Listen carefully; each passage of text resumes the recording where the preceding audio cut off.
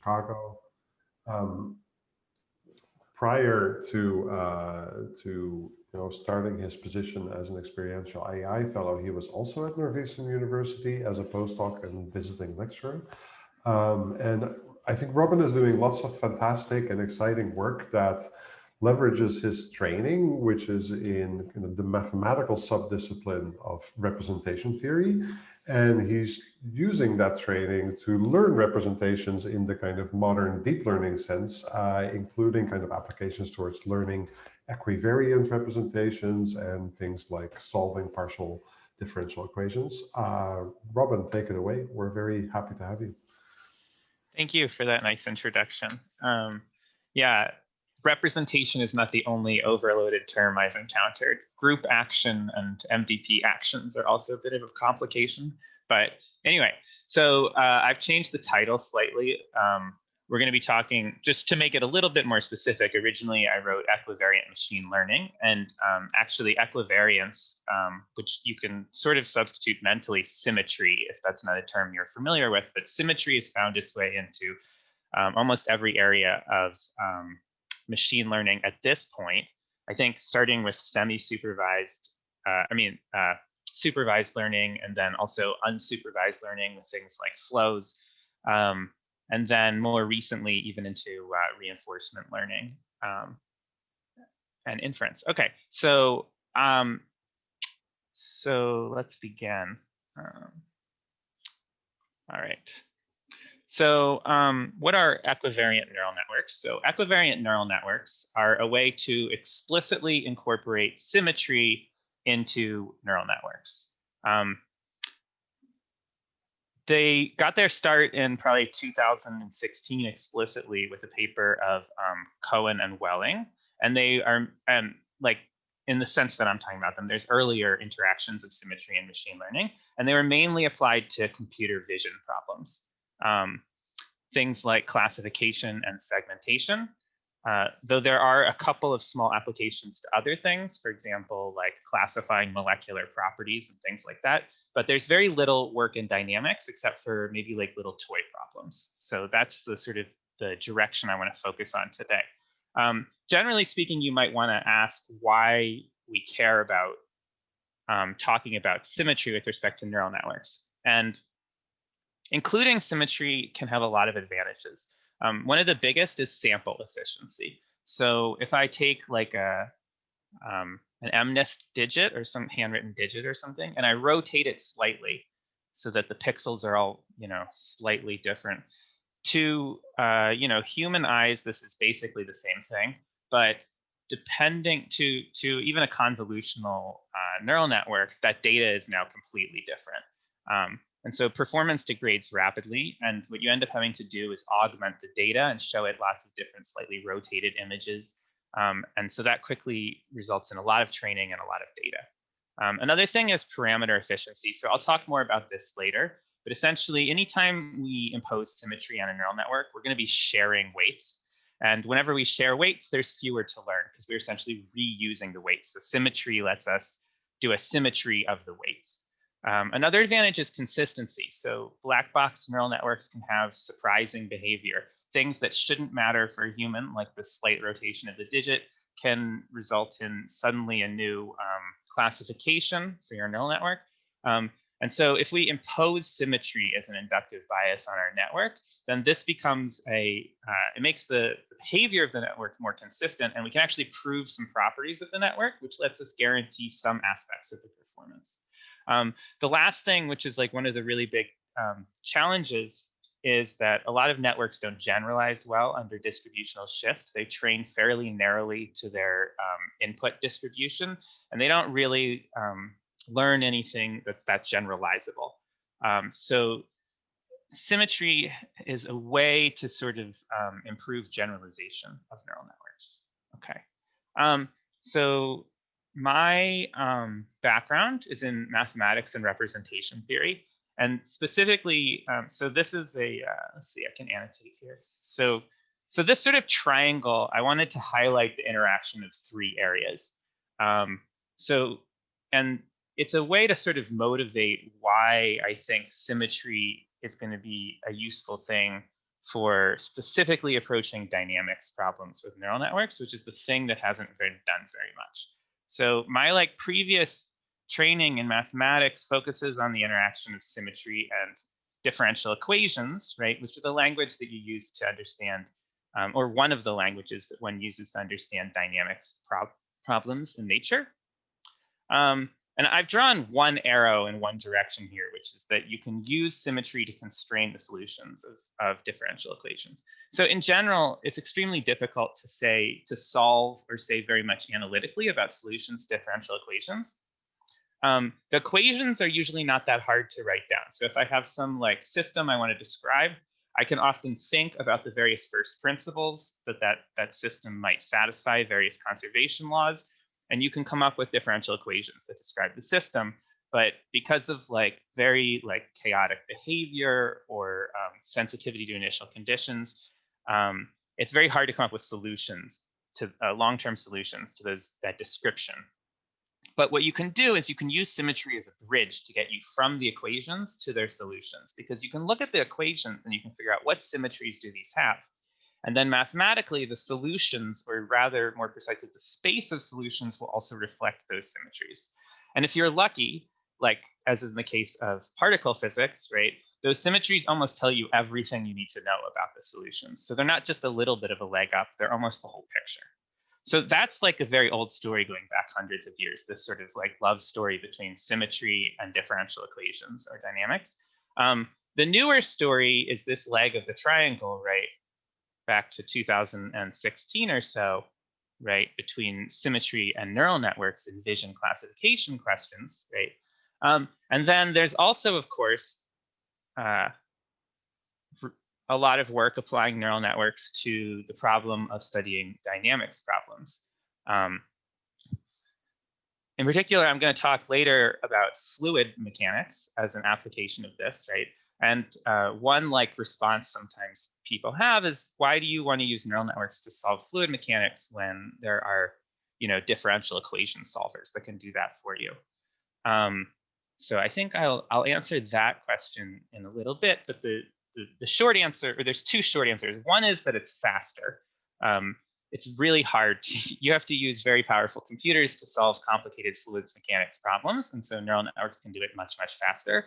And the other answer, of course, is that that the dynamics problem you have may not be conveniently laid out for you, where all of the data is available, all of the boundary conditions and everything is completely specified, in which case having a neural network that can infer that missing information is extremely useful. So hopefully, I mean, basically all of the legs of this triangle have been considered, right? My point is that all three of these should be, since there's such tight connections between any two of these, right, that it really makes sense to combine all three of them. All right, take off the annotate. Robin, can I ask a question? Sure. So in the case of neural networks, is there any other way to impose symmetry other than data augmentation? And will you talk about other ways? Yeah, exactly. Great. Yeah, great question. So data augmentation is probably the first way that people considered applying symmetries to neural networks. So I'm gonna talk in a couple minutes about what I consider to be a far more elegant way. It's better motivated by sort of representation theory, which is to use sort of what are called linear intertwiners of the symmetry group. And then this is essentially what for me is an equivariant neural network. I would probably put quotes around the equivariant neural network that's trained with the augmentation. Great. Okay. Looking forward to it. So here's our pipeline for how we're going to solve differential equations using neural networks and symmetry.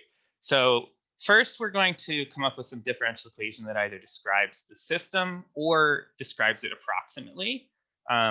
Physicists have been doing this for hundreds of years, and we have lots of beautiful differential equations that describe lots of different dynamical systems, from the Navier-Stokes equations to fluids, or to the one that the SEIR model for epidemiology and disease spread, right?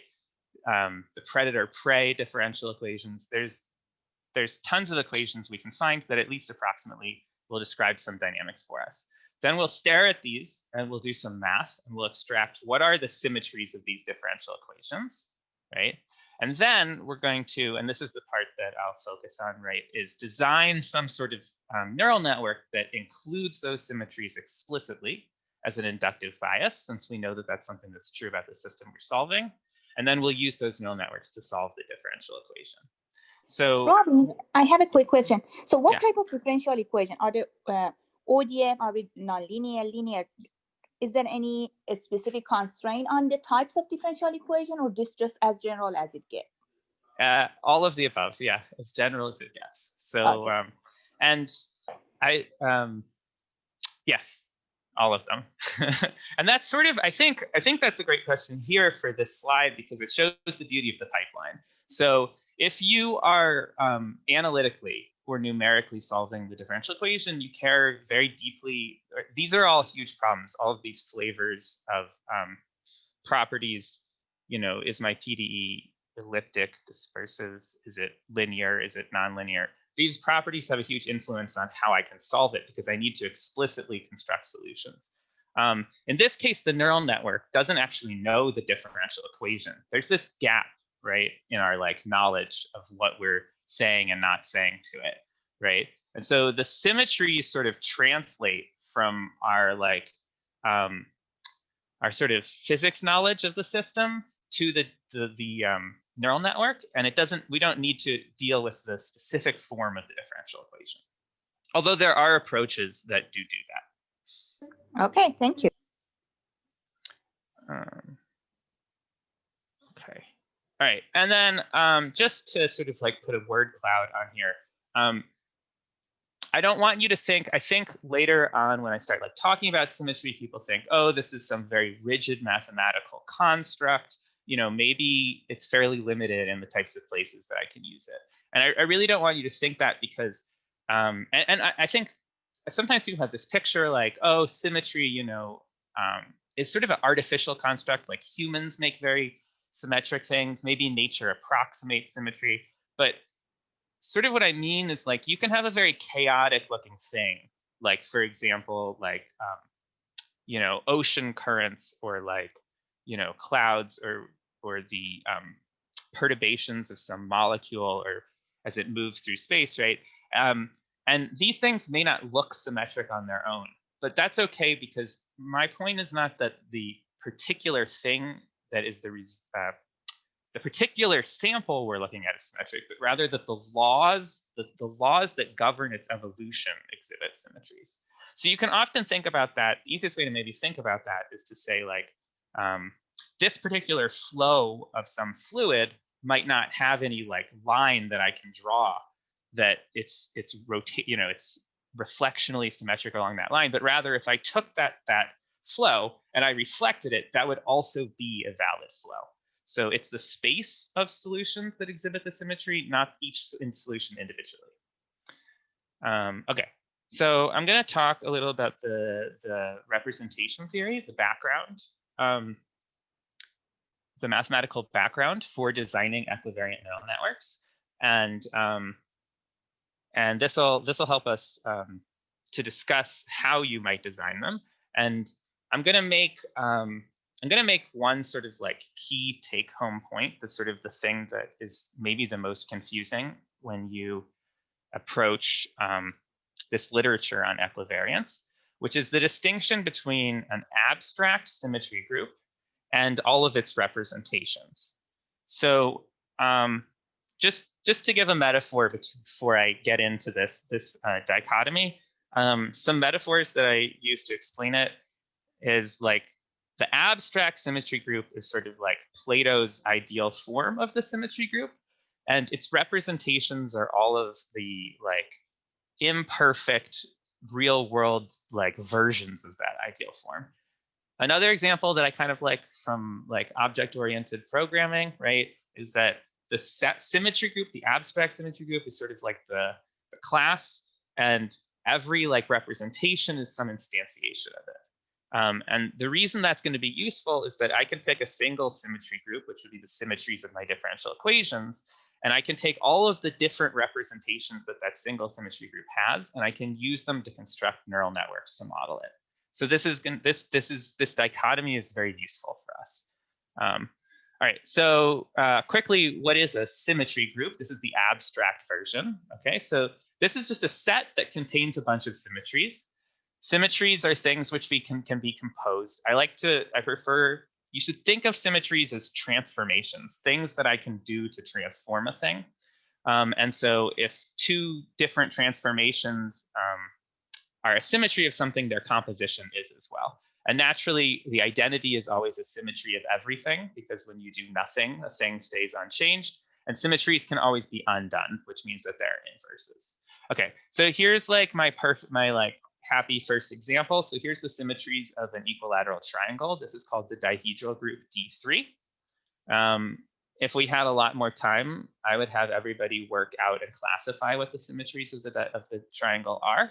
Okay, but you all would figure out, right, that there's sort of this 2 pi over 3 rotation, that I could do that twice. That's this r squared, right? There's a reflectional symmetry, and then there's 2 more lines of reflectional symmetry. And notice that I've written them in terms of these generators, r, which is my rotation, and s, which is my reflection. Oh, I've left out, I've left out actually a relation here. Okay. S squared equals 1. So a group, an abstract group, is essentially this data, right? It's all of the symmetries, there's 6 of them here, together with, and this is sort of the important part, these are the compositional relations of those symmetries. So in other words, a flip is S. And so if I do a flip twice, that's S squared. I get no flipping at all, which is the identity. This rotation is by angle 2 pi over 3. So if you do it 3 times, you get the identity. Okay, this last relation is like homework for you all to check, right? Which is that if I do this reflectional symmetry and then rotate and then reflect again, that's actually the same thing as rotating twice. So these are the symmetries. Okay, and so this symmetry group has order 6. There's 6 elements in it. This triangle has 6 symmetries. But it can obviously get much more complicated than that.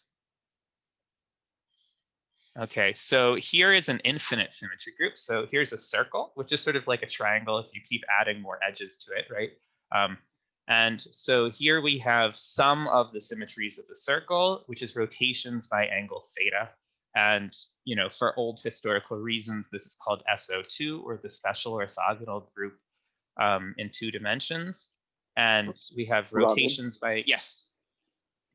Sorry, just another question. If you go back to the example of the triangle, yeah, somehow here the fact that you get the same object is important, but I don't quite understand how it's captured by the definition of the group alone. There's something.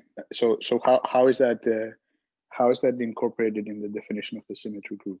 That's a great question too. The answer is it's not. So I've sort of flowed, how do I put it? I flowed backwards here. So the idea of this definition of a symmetry group is to be like the purest sort of form, the fewest properties necessary to really encode whatever the mathematical notion of symmetry should be. And so the symmetry group actually doesn't really know about the triangle. So what I've sort of done is I've thought, here's like a thing, which is a triangle. And I've thought, what are the symmetries of it? And the result is that I've written down this extremely abstract thing, which really doesn't retain the triangle at all. And that's what the abstract symmetry group is. And so what we'll talk about like on the next slide is, given an abstract symmetry group, how do I go back to thinking about something like a triangle? And that would be its representation. But just to again, I'm sorry to clarify. So in that case, would there's also a symmetry group that contains all possible rotations, irrespectively of whether they reproduce the triangle or not? That's right. Yeah. Okay. Yeah. So in other words, you could think about this puzzle a different way. I could say, like, if I gave you D3 and I said it contains these 6 elements and it satisfies these relations, I could ask you, can you figure out what that might be the symmetry group of, right? And then I would be asking you to sort of find things like that, right? And so, so this happens to be a symmetry group of the equilateral triangle. But if I go to the next slide, this SO2 is the symmetry group of the circle. And it doesn't know that it's the symmetry group of the circle, but I've discovered it by looking at a circle and asking myself what the symmetries of the circle are. Does that help at all? Yes, thank you. Okay, okay. Great questions. Okay, so this is an infinite group, and I've written down here's, it's rotations of angle theta. And I've written it as rot theta just to preserve the necessary abstraction. And if I compose two rotations, I get a rotation of the sum of the angles. And of course, the circle has this property that it begins where it ends. So rotation by angle 0 is the same thing as rotation by angle 2 pi. Okay. Okay, so now here's my favorite, this is the thing that sort of makes it work. And this is the sort of mental shift that you have to undergo if you want to think about representation theory, which is we're going to cross. So above this line is the world of Platonic ideals, right? So this is an abstract symmetry group. And in fact, this is its complete definition. So, these are sort of rotations. You want to think these are orientation preserving symmetries of a square or something like that, but it doesn't know. What it knows is that it has 4 elements: 1 r, r squared, r cubed, and the property that if you do r 4 times in a row, you will get back to the identity. So that's the abstract symmetry group with any vestige of sort of the real world left behind. And then when we cross this line, right, what we find is different representations of this group. But what makes this, so first I'll just say what that means, and then I'll say why it's useful. Okay, so first of all, so what does it mean to represent a group? It means to take each of these abstract elements in this set and represent them by some matrix acting on some vector space, right? So here, if I want to think about 1 r, r squared, and r cubed as rotations, right? In particular, I want to take them as rotations of the plane, right? I can take this 2 by 2 representation. And what I do is I take every element of the group and I tell you what 2 by 2 matrix to map it to, right? So in this case, this is the 90-degree or pi over 2 rotation matrix. And here, I've written it down that way. And what the definition of being a representation is right here. Okay, so it says whatever multiplication table I've specified up here must also be the multiplication table down here. So whatever I send r squared to, and let's see, what should r squared be? I think this is what r squared is going to get to, right? And whatever I send r cubed to, they all need to be matrices so that when I multiply this matrix, I should get the matrix that I sent r squared to. Okay, so r times r equals r squared, and the matrix I send r to squared is the matrix that I sent r squared to. So the multiplication table translates. But the advantage of this sort of separation between an abstract symmetry group and its concrete representations is that suddenly I realized that even though maybe I discovered the symmetry group as rotations of a square, actually it has lots more other representations. So here, right, over here, I might say, well, on the one hand, this is rotations of a square. But if I look at the vertices of a square, right, 90-degree rotation permutes these vertices, and there are 4 of them. So I can think about this symmetry group as acting on R4. So in this case, this is acting on R2. And in this case, it's acting on R4, right? Where I take the standard basis vectors of R4 and I say that these are permuting them, right? So it has a similar geometric origin, but now I've decided to send R to this 4 by 4 matrix. And indeed, you can check that this status preserves the multiplication table of the original group. If I take this matrix and raise it to the 4th power, I'll get the identity. If I take this matrix and raise it to the 4th power, I will also get the identity. So an abstract symmetry group can have many different concrete representations in the real world. And we're going to use different representations to build equivariant neural networks. All right, that might be the most confusing slide. Okay. Okay, so now we're going to get closer to the problem of modeling, right? Which is, how do I use these symmetries? So what I want to do is I want to model functions which are equivariant with respect to symmetry groups. Okay, so what does equivariance mean? Okay, so I have some function f. I have some input vector space and some output vector space, right? And I assume that I have some symmetry group. Okay, and now we've talked about how a symmetry group can have different representations. So let's assume that that symmetry group is transforming the inputs of my function in some way. And it's also transforming the outputs of my function, possibly in some different way. And if m is not equal to n, it has to be a different way. Okay, now this function is equivariant if the following equation holds. This should be rho, and this should be rho prime. I apologize.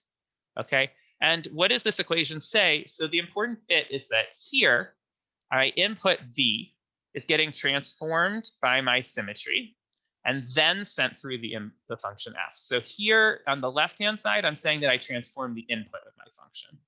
On the right-hand side, I'm saying that I first send my input into the function f that I'm interested in, and then I transform the output. So equivariance is saying something a little more complicated than maybe invariance, if you heard of that, right? Which is that if I transform the input in some way, then the output of my function should also be transformed in a corresponding way. And when by corresponding, I mean it doesn't need to be identical. It has to be with respect to some other representation of the same symmetry group.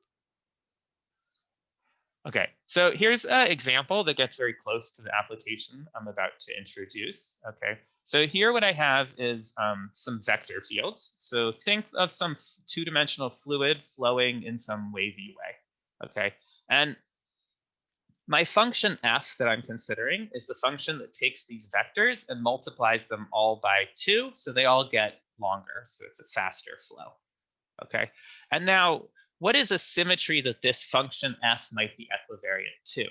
Okay, well, if I take my entire input vector field and rotate it by 45 degrees like this, then the function take all the vectors and make them twice as long, right, is compatible with this, this symmetry in the sense that I can either do that multiply by 2 operation first,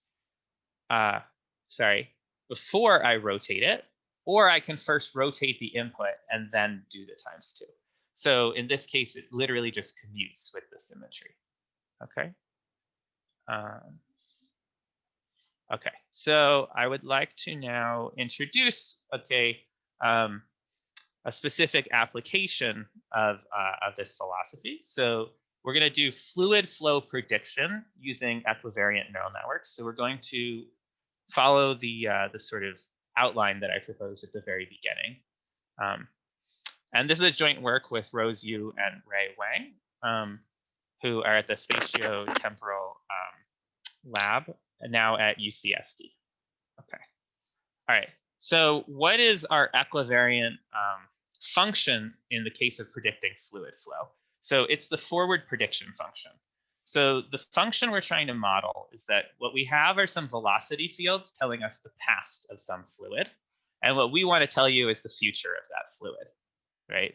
And the point is that this forward prediction function, the ground truth function, is equivariant in exactly this way that I showed back here, right? That, for example, if I turn the fluid, then the future of that fluid should also be turned.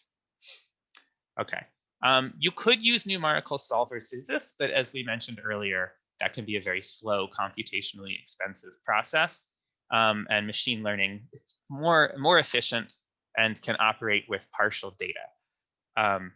This has been approached, by the way. So there are several papers that try to do fluid prediction using equivariant neural networks. And they basically sort of fall back to saying, like, we imagine our work will be useful for computer graphics. And the reason they do that is because they have they look good, but they have pretty poor physical qualities. So if you measure things like energy conservation or more refined measures like the energy at different scales of the fluid flow, they don't have at all realistic properties. So our goal here is that hopefully equivariance is going to improve the physical realism of these predictions. Okay, so step one, I wish I had faster access to this first slide here. Okay, step one, find the differential equation. Step two, extract the symmetry. Okay.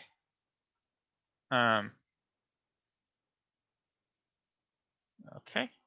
Okay, so here are the Navier-Stokes equations. So these happen to be the nonlinear partial differential equations, which can describe almost any fluid flow, gas or liquid, compressible, incompressible, viscous, not viscous, etc. Okay, and we can stare at this differential equation, which really isn't that bad, especially as I've written it. We can ask what symmetries does it have? And there's a process for doing that that's not that difficult, where we sort of deform the differential equation in infinitesimal ways. And what we're going to discover is that this differential equation essentially has two kinds of symmetries, which are pretty easy to understand. So the first is symmetries coming from Galilean invariance, and the second is the scaling laws. Okay. And because these are symmetries of the differential equation, they are thus also symmetries of this forward prediction function which we are trying to model, right? If you take any solution and transform the velocity fields by these symmetries, then the corresponding transformation should also apply to the output. So our ground truth function is equivariant. Okay, let me describe what these symmetries are. So Galilean invariance symmetries are essentially symmetries that come from like our flaws as humans and how we have to take these physical things that exist and we have to write them down with numbers. And so these symmetries are sort of introduced by our recording. So for example, if I write down this fluid flow, I have to choose an origin for my coordinate system, but that choice is arbitrary. So I easily could have put the origin somewhere else, right? And so I have the same fluid flow described in two different ways, essentially up to a translation. And so that translation becomes a symmetry of my system. Similarly, there's no like perfect way to put the x and y axis if I look at a fluid flow. And so rotation becomes a symmetry of this system. The last one is maybe a little weird, but it corresponds to, this is the non-relativistic version, if you've seen it, of what happens when you're either standing on a train. So imagine you're standing on a train watching some fluid tank. I don't know why there's a fluid tank on the train, but you've got it and you're studying the flows, right? And you would record maybe all the velocity vectors of the fluid, but you would obviously do that with regard to the moving reference frame of the train, right? But then if somehow someone was standing next to the tracks and they observe your fluid, they would write down very different velocity vectors for all of the flows in the fluid because they would add the velocity of the train. So this is the uniform motion or Galilean transformation. So here, essentially what I've drawn here is, this is the same vector field, right? Here, as we see here, but I've added a constant velocity vector in some direction to everything. And maybe let me emphasize, by the way, all of these symmetries are like essentially obvious symmetries from the point of view of our understanding, but to a neural network, looking at like heaps of data that it doesn't understand well, something like uniform motion is a profound distributional shift in the distribution of the data that, as I'll show in a second, completely breaks the neural network. And so that's something we have to cope with. Another thing that is a question that somebody may ask is, in the computer vision community, what people often do is try to very hard to normalize the data in some way that can kind of remove these transformations. I think a good example of why this is harder for dynamics is to consider something like rotation, right? So in computer vision, you might do something like, before I classify these digits, let me make sure they're all, right side up. Okay, great. That's a thing you can do even without learning. But here's a vector field, a velocity field. Which way is up, right? This is like a much more arbitrary decision. You can come up with some answers, but I can come up with reasons that they're still going to be problematic. Okay, the last symmetry is probably my favorite. So this is a scaling symmetry, and this is actually, it comes from somewhere different. So it's like less trivial than the other ones. And a scaling, so scaling fluid symmetry, this is probably, I don't know if this is something that ever crossed your mind, right? But like, why can we use wind tunnels? Like, why can a plane be studied in a tiny little model of it, right?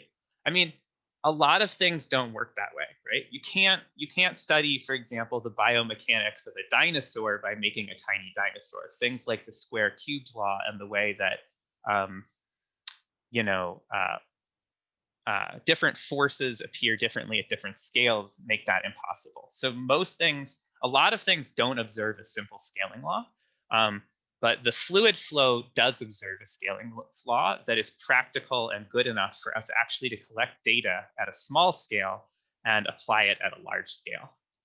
Oh, I see a chat. Okay. Okay. And so here's a so this fluid, this scaling law, so is super cool. So basically, you can stretch. So the scaling law, I've written the scaling law down here, and I've sort of stacked up a couple things because you can't see the scaling law in if you only consider space, you won't see it. So basically, if I spread space out and I spread time also out, and this is called an anisotropic scaling. So see that lambda squared there? So that means as I scale space, I actually have to scale time at the square of that. And then there's also this lambda out front, which says also the magnitude of my vectors is changing. So that should tell you right off the bat that like we're dealing with something more complicated than when like someone in computer vision says they want something to be resolution independent, right? Because they're not dealing with a scaling law that also affects their time series compression or intervals, as well as affects like what would this lambda be? It would be like if at the same time you were changing the brightness of all of the pixels in your image. So we're simultaneously affecting these things. All right, so now we get to the juicy parts. Okay, so what did we do? Here we go. Okay, so find differential equations describing the system, extract the symmetries of these differential equations. So now we are here. How do we, now that we know the symmetries, how do I build a neural network which is automatically going to follow the scaling law of the Navier-Stokes equations? Okay, so there's a high-level overview of what an equivariant neural network looks like. So essentially, we're going to follow the following mathematical principle, that if I take the composition of two equivariant functions, the result will be equivariant. So that is super convenient for neural networks because a neural network is a composition of a bunch of linear and nonlinear functions. So hence, very simply, if all of the activation functions are equivariant functions and all of the linear functions are equivariant functions, my neural network will be equivariant. And when I say it will be equivariant, I don't mean it in sort of the softer sense of augmented data in which it learns to have this property, but rather the completely untrained model is an equivariant function. The models that I have as I train are equivariant, and my final model, no matter how close I actually got to the ground truth, is also equivariant. So in short, we're using an equivariant model class. So a super fun thing pops up because of this, which maybe you don't immediately realize, except that we just talked about the question of the abstract symmetry group versus its concrete representation. So the ground truth function that we're modeling only tells us about R in and R out. And this is the ground truth function, right? And we're choosing to represent it with all of these hidden layers or hidden representations of our data, okay? And so these dimensions almost never are equal to the dimensions of our input, right? For the hidden layers. And so this raises the immediate right off the bat question, right? Which is, if I have some symmetry group G in mind, and presumably I also know how that symmetry group acts on my input and output, well, how should my symmetry group act on my hidden layers? Because my hidden layers are sort of invented data representations with no a priori description of how this symmetry should act. If this like area of what I'm describing like interests you, I would call this one of the bigger open questions for equivariant machine learning. I don't think there's anything but like heuristic hyperparameter searches so far to explain to us how this sort of should happen. But at the very least, we have this slide from the beginning telling us that the same symmetry group, the one that my input and output of my function is sort of telling me I have, can have lots of different representations to choose from. So, I mean, well, at the very least, I know that there's lots of choices for how I can represent an action on my hidden layers. And also the disadvantage. Now the hyperparameter search is that much worse. Okay, so how do you make a network be equivariant? So I wanted to ask a question. Yeah. Sorry, I just want to make sure I understand. What does it mean to say that a layer of a neural network is equivariant? So we're saying that it's equivariant with respect to this this G, that group symmetry G. So like one interpretation would be that the output of the layer is invariant with respect to like those different with respect to symmetric inputs. Is that what we meant? That's a starting point. So that's one example of how it might be equivariant. In particular, that is the case of if you chose the hidden layer action to be what's called the trivial action, then that would imply that this is what's called an invariant map. But the better picture, I think, is you just want to think about a single layer. You want to think about this picture here, where what I'm saying is that so here in this case, F is actually a linear mapping. And I'm saying that if I transform the input data, that the output of that layer is also correspondingly transformed, where the word correspondingly depends on how you've chosen to represent that symmetry on your hidden layer. Okay, so F is the linear layer. So wait, so if F is like literally a linear transformation, then like for all the things that you've mentioned, that would always, like, if F is always if it's a single, yeah, I'm sorry, I'm just not used to thinking about that. If F is just a matrix multiply, then like it's already equivariant. It's equivariant to some things, right? It's equivariant, for example, to scaling. So linear, so you can think about all the things that you've mentioned, like translation, scaling. Well, it's not equivariant to translation. Okay. Yeah, you'll see. Here, let me do this example. Okay. This example will show you. So, so basically, like when we say the word linear, we're actually saying that it is equivariant in some sense with respect to like addition or scalar multiplication, right? But sort of that's the only like thing we've imposed so far. So here, let me just show this symmetry. This example is sort of a minimal example. Do I post the slides afterwards, or is that a thing? This would be like the thing to like spend like 20 minutes with to like you'll understand it all. But here, yes, so here, the slide and the video will be posted. Okay, great. So here, so this is going to be a super simple example, and once you sort of grok this, you'll get every complicated like example there is. So I want to say, so here I have R3 and R3. I'm going to tell you how I want the symmetry group to act. I want it to act by permuting the entries of this vector like this. So that's acting by permutation matrices. And I want to ask what matrices M are equivariant with respect to this action. So some, but not all 3x3 matrices have this property. What do they look like? Okay, here is the answer, which I have colorfully text. So this is called a circulant matrix. And you'll notice that there is not a 9-dimensional space of solutions. There's a 3-dimensional space. And so what you will find is that if you want to commute with this action and be equivariant, then the diagonal entries all need to be the same. These entries all need to be the same as each other, and these C's all need to be the same as each other. And so the equations will result in, essentially you have 6 constraints, and you'll end up with 3 degrees of freedom.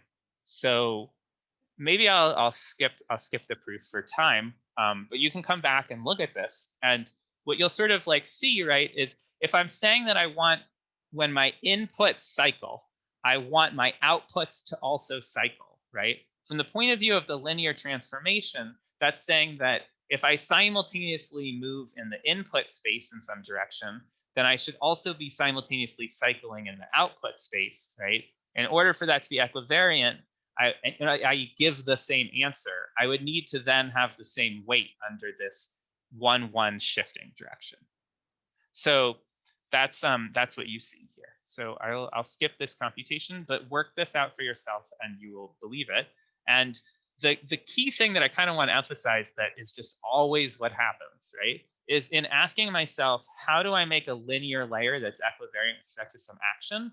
I ended up imposing constraints on my freely trainable weights so that now I am sharing them. So let me say that this covers, as far as I know, almost every example of equivariance in machine learning. So the prototype example is the CNN, which is a thing invented to have translation equivariance. It's actually equivariant, not invariant. It's not until you hit the pooling or fully connected layers at the bottom of a convnet that you become invariant to translations.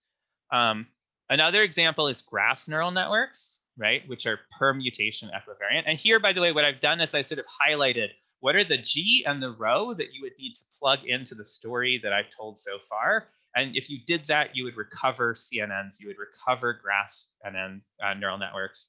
You can even recover things like steerable CNN, which is just a very special choice of group and a very special choice of representation. Here you're choosing the group of translations, semi-direct product with some other additional symmetry, and you have to choose a representation for that symmetry, which you induce up to get the full thing. So those are probably just some words, but what they mean is that steerable CNN is just an example, is in some sense an example of this process of discovering what the weight sharing scheme is. G convolutions are another method that are actually a special case of steerable CNN, where you make a very special choice for what the representation is. And these are studied by, for example, Cohen and Welling and Condor and Trivedi. Okay, we're doing okay. So I should finish up soon so that there's time for questions, but I want to show you like how you specifically build a neural network that's equivariant from the point of view of dynamics. So this is probably an equation that looks fairly familiar to what you've seen. So this is the traditional like CNN type convolution. I'm using vector notation for the inputs, right? So these are like, for example, little two-dimensional indices, right? And this has two features, right? So I multiply some kernel by some input. The inputs and kernels are both parameterized just by translated vectors. And I'm summing over all possible translations, right? So that's the special magic that makes this translation equivariant. So here is the operation that we've designed that will produce a convolution that you can use in your network that not only is equivariant to translation, but is also equivariant to exactly the scaling law that I showed you on the last page, right? And this equation looks a little bit more complicated, but if you line things up, you can see what we've done is we've taken this scaling law, right? And everywhere up in the original equation that you just have translation, we've replaced it by translation and this scaling law, right? So here the input is not just a function of where you are, but at what scale. Oh, sorry, that's the time dimension, which is anisotropic. That's why we get this mu squared, and then the mu out front, just like the scaling law tells us to do, but also scale, right? Kernels in a normal convolution have different like weights at different locations of the kernel. And here we don't just have translations, we also have scale. So our kernel includes the scale. And then this is the most important thing to help you understand why this is symmetric across scales, right? Is that unlike in the original convolution, we just sum over all translations of the kernel. here we must also sum over all scales of the kernel. Okay, so replace translation with translation and scale. Yes. And how do you deal with the uncountability and all that stuff? Great question. So first, I'll point out that translation already has that problem, right? Like if the translation group is R2 and it's non-compact, so that's already an issue. And so the short answer to your question is we truncate the sum and we discretize the scaling space, which is the same two things that you do when you do translation vanilla convolution. And this introduces error. So convnets are not perfectly translation invariant, and our scaled truncated G convolutions are also not perfectly scale equivariant, but they're pretty good. They have about a fifth. Well, I'll show a graph in a second. So here's a schematic, right? So your vanilla CNN would just be the middle, right? This is this like picture where you have the kernel, you map it onto the input, you get an output, right? But here, right, I've added this dimension of scale. I'm not showing the time axis anymore because it would just make the picture too complicated. And so the kernel needs to also sum up over the different scales at the same time and then be aggregated together in one place. And I'm also not showing, right? So normally if this was an animated picture like that beautiful website, right, this would move and all of the kernels would move, right? But then the analogy, right, is we're not just going to translate this kernel, we're going to scale it. So we have to also go over here, in which case all of the inputs also shift around. So this is a visual representation of that equation that I just showed. Okay, so this is just like a summary. So regarding that question, right, the scaling group is not compact. So our implementation uses 7 discrete scales, and we only scale between 1/3 and multiply by 3. And that's just because an infinite sum is difficult. And then we have, there's a couple other things that make this very different from the sort of approaches. So the sort of scale-free approaches that you see in computer vision, right? We're doing anisotropic scaling because we do time, space, and magnitude. We do up and down scaling. Computer vision approaches tend to be just downscaling unless they're specifically interested in training some super resolution network. And they tend to be by powers of 2, whereas this is by any real number, and just a couple other like features that are inspired by the physics of the problem. I think I'll skip this from now. This is how you deal with uniform motion, which is both harder and easier, but I'll skip that for now. Okay, because I want to show some picture of what the results look like. Okay, so here's an example of some data that we work with. The left is just like a pretty simple, like incompressible flow that we've simulated, right? The right is some recent like work on Rayleigh-Bénard convection using supercomputers to attain very, very high realism. It is also, these are both synthetic data sets, but they're very high. The right one that we use is very high quality. So the architecture is not the point of this work, but I just want to say what it is so that you have a mental anchor. So we're using a 13-layer UNet and also 18-layer ResNet, which are both network architectures that are lifted out of other papers that try to simulate fluid flows and seem to work pretty well. And so the comparison is going to be between these like ones that don't have any equivariance to ones that do have equivariance. So the big limitation of this work is that each of the equivariant networks that I'm about to show you only incorporate one of the symmetries that I showed you earlier. So we're not incorporating the full symmetry group of the Navier-Stokes equations in one neural network. Robin? Yeah. You didn't tell us about rotation, though, did you?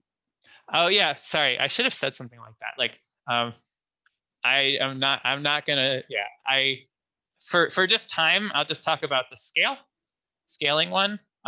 We also implement rotation and uniform motion, and the translation sort of comes for free if you use convolutional architectures. And the time, there's a time shift that is covered by an autoregressive application. But the rotational solution here is also the least novel. So for that, we're using Weiler and Sessa's E2 CNN type networks to achieve rotational equivariance. Okay, so here's some results that sort of show what you get. So regarding combining them all, obviously that's a thing that should be done, and Ray and I are working on it, as we speak. So it's hard though. So there's a trade-off. Anyway, so here's the results from just incorporating a single symmetry. So here, there's no difference between the test and train set, except for it's done temporally. So the test set comes from later in various fluid flow evolutions. So it's unseen. And what you see here is in each case a ResNet compared to a ResNet that has equivariance built into it, right? And what you see off the bat is, since these symmetries reflect the underlying symmetries of the equation of the solutions and the data that we're trying to simulate, the RMSE error goes down, right? But what happens even more is that this ESE goes down. That's the energy spectrum error. So that's you can think of that as this is a standard thing for fluid mechanics if you want to evaluate your numerical solver. And basically, the better you preserve the energy spectrum, the better you're doing a job of actually tracking where the energy goes. I'm going to run out over time. Yeah. Did you compare to data augmentation? Yes. So here's the comparison to data augmentation. Just focus on the red box to simplify the understanding. So there's ResNet. There's what happens when you train it with data augmentation. That's a significant improvement. But here's the equivariant network with the inbuilt equivariant inductive hypothesis. And it gets even better. And that's training without 3 times as much data and with fewer parameters. Do you end up being faster than augmentation too? It's faster than training, but the same inference time, since it's basically a similar network. Right. Yeah. So yeah, there's a sample efficiency curve, so it'll converge. It converges faster as well. I have a picture of that. I just want to end. Maybe I'll end here on this slide. This is probably enough, because I think it's just poignant to me how much something so here in this case. This is for scaling, right? And what we've done, this is a distributional shift test. So it's not the same test as before. What we've done is we've taken the input data and we have scaled the data relative to the training set. And we want to see, how does the regular baseline do when we scale an input in that way? And the answer is that it completely falls to pieces. Whereas here's the example of an equivariant network, right? Which copes by design exactly with these transformations. So you sort of get the advantage even without distributional shift, and then even more profoundly when you have distributional shift. I think I'll end there. We did real world ocean currents as well. And is there some question about?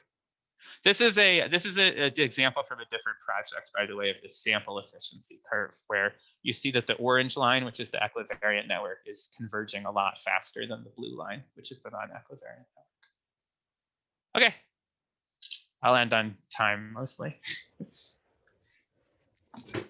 I think I'll just clap for everyone. Robin, thank you for a fantastic talk. Let's see if there's some questions. We presumably have a few minutes for questions, right? Yes, yeah.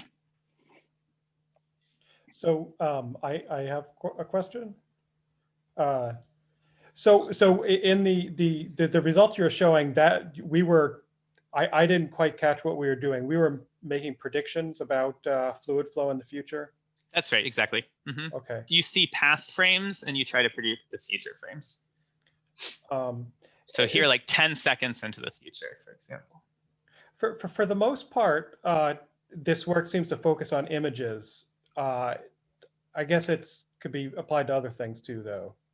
These are, so they're not they're kind of images. They're 2D gridded data, but it's actually vector fields that we take as input and output. These are, I just need to represent it some way, but it uses vector fields. And you're absolutely right. You can apply these methods to lots of kinds of data, and specific, this other project, which I didn't talk to, applies it to point clouds. Yeah. So you could, initially I was under the impression you could compose lots of different equivariances in the same network by stacking a bunch of layers, each layer with a different kind of equivariance. But that doesn't make sense, right? Each layer has to be equivariant to all of the relevant transformations. Sorry, I'm speaking a little. No.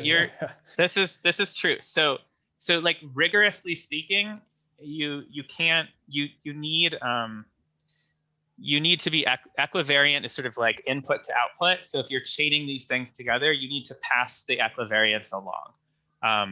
There are, in the case of like, if I'm doing something like classification, where I sort of weed the equivariance out, you can consider sort of higher layers having more equivariance than layer layers, or different equivariance, which is an understudied area.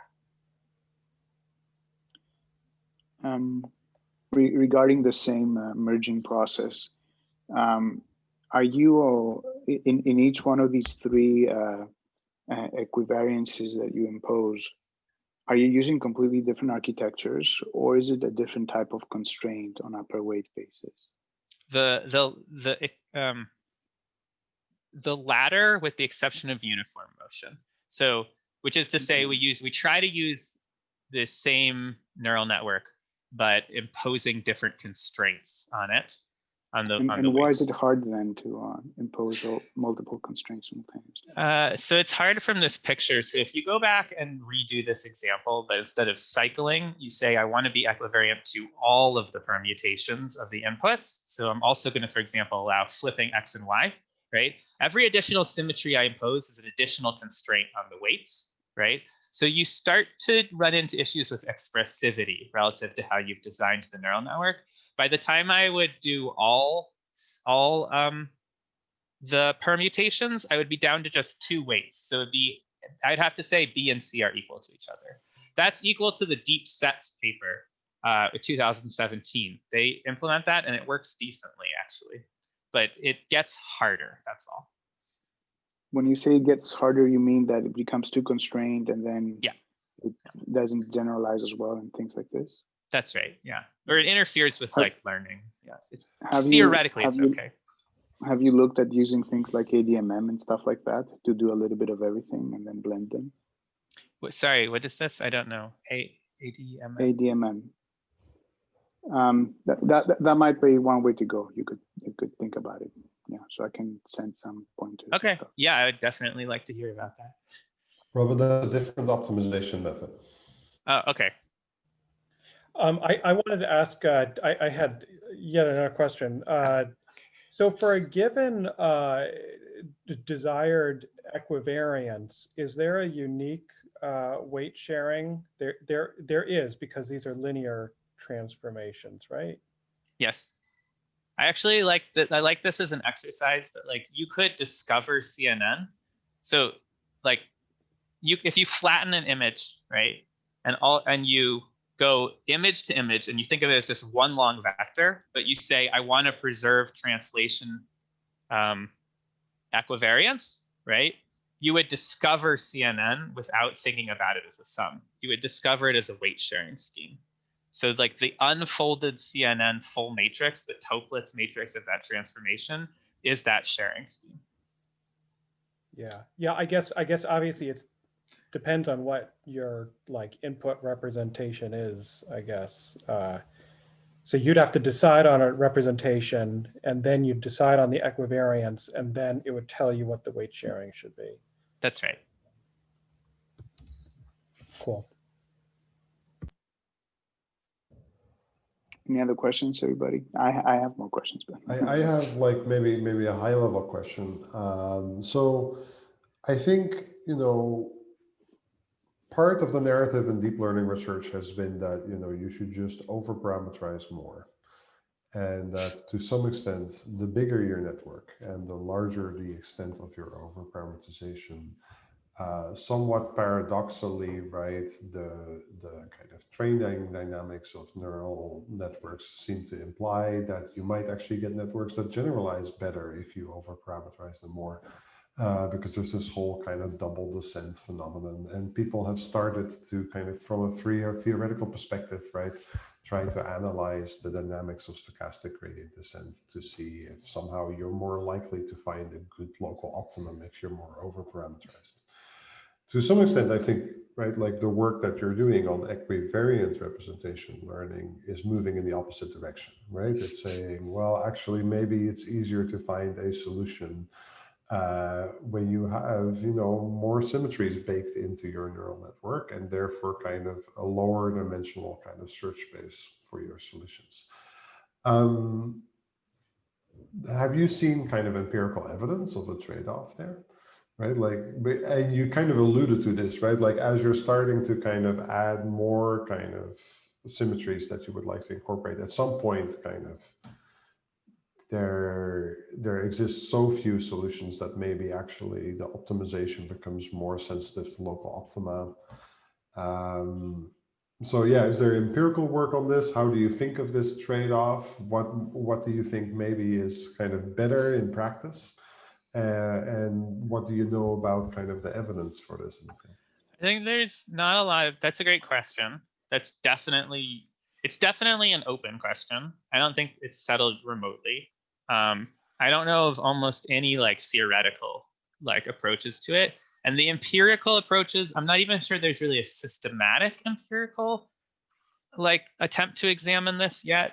Just sort of like common wisdom from like essentially 4 years of people trying to do it, which is some vague sense that, the more at some point you've imposed too many constraints for the type of architecture you're trying to fit. And sorry, it was a big question. And so, yeah, in other words, yeah, maybe the main point is maybe about generalization, right? So I think your intuition seems to be, in certain cases, these equivariant networks generalize better. yes. And that at least naively would seem to be at odds with kind of what's becoming kind of a quite dominant narrative, especially from kind of some of the big companies that have lots of resources to kind of burn half forest. That, overparameterization is kind of, generally speaking, always better. Yeah. And I guess they're also not quite at odds with each other, right? Because you could have equivariant layers, but you could have more of them, or you could have equivariant layers with like more channels, or right, like. My intuition, and I guess you're just like, I don't really have concrete evidence to back this up, but that if the equivariant bias is well matched to the problem, that it improves learning. Essentially, right, because it's an equivariant function class, you're optimizing within a submanifold, right? Which is opposed to like sort of data augmentation, in which you optimize within the class of all of these functions, but try to guide towards the submanifold of equivariant functions. And so you could ask, like, maybe the class of all functions, right, has a smoother path to the right answer than if I restrict to the case of equivariant functions. Maybe it's harder to optimize it in that manifold. That's a question you could ask. And I think the answer is essentially no, that it's easier actually within the correct equivariance function class to find your correct minima. And I think that's essentially, if you study, like, for example, like some ImageNet, ConvNet that has been trained with lots of data augmentation and lots of overparameterization, I think what you'll probably find if you look at the filters, especially in the upper layers, is basically redundant ones that have been rotated into lots of, like, the same filter over and over again, but rotated into, for example, like 8 different orientations or something. So you're sort of like, overparameterization in that case is sort of solving a problem that equivariance solves better. To some, like. I think that's a great intuition.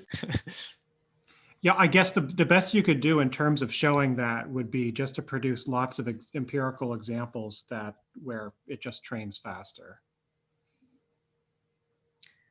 Yeah, I'm not sure. I'm not sure if you could do anything more sophisticated, but it's definitely something that bears further study, I think.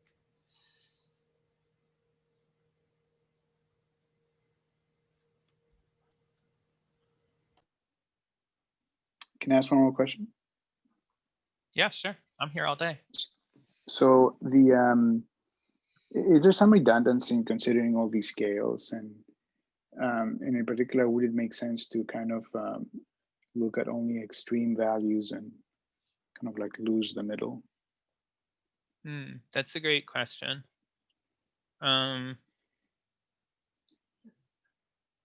Like mathematically, if I look at like the integral form of the convolution, I don't think it will be like equivariant if I don't sum over all the scales, which is sort of like, it's sort of like in this picture here, where the reason like A has to get repeated over and over is like you sort of have to match every weight against every position an input could be due to the scaling.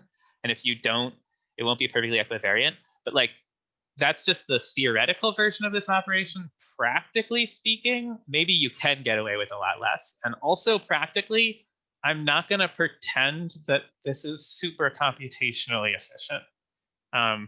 It is very parameter efficient because I'm repeating the same weights, but there's no way that summing and rescaling images, which we do with a couple different tricks to make it efficient, using dilated kernels, and like we separate there's this like deep scale idea from Morel and Welling that makes it a little faster. So we do lots of caching and stuff, but it is more summing. So it'd be better. Yeah, that's a good idea. It's an interesting question session, and people are still coming in. So, all right. Thank you so much, Robin. Great talk. Thank you.